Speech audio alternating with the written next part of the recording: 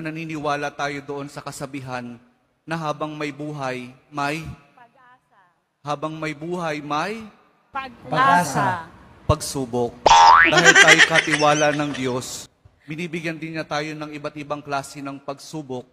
Kaya po doon sa pagsubok na yon, saka pa lang natin mauunawaan na talagang ang ating buhay ay mayroong, habang may buhay, mayroong, Pagsubok.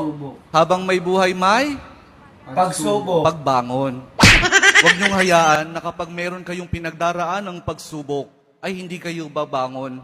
Kailangan meron tayong pagsumikap na pagtsatsagaan natin yung ating mga pagsubok na pinagdaraanan. At kapag merong pagsubok at merong pagbangon, saka pa lang natin mauunawaan na talagang ang ating buhay, na habang may buhay, may Pagbangon. pag-ibig. Ang pag-ibig na nagmumula